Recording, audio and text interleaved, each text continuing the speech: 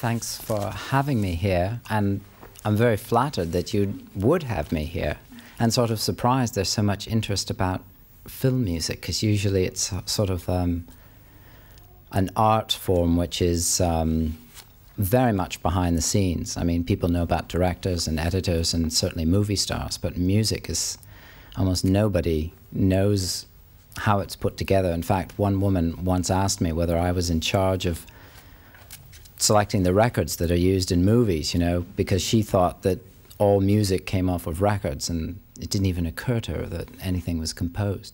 But I started off my career with, I made a conscious decision not to do television when I decided to go into writing music for film, as it were, as opposed to serious music, concert music.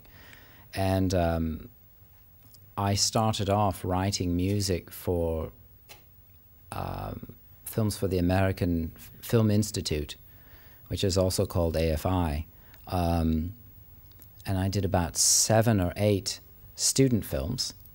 And then I got a job scoring some very low-budget films for Roger Corman, who was sort of the king of the B-movies in Hollywood through the 50s and 60s and into the 70s. And I think I did like 7 films for him.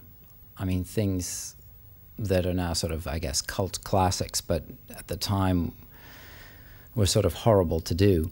Very little money, in fact, no money. He basically would give me a fee of, let's say, $8,000 or $10,000 and say, James, make the score. And that was my fee, and that was the musician's fee. And the whole thing was, I mean, very, very little money, and no money went to me.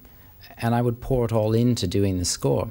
But that sort of set me up with a school that I learned all kinds of things that I never would have learned having done television. Could you give us a little bit of background on the fundamental method that you adopt in Hollywood, or that you have to adopt yourself into?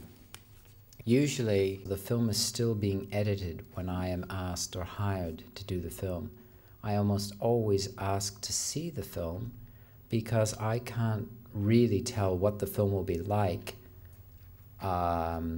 based on just a script.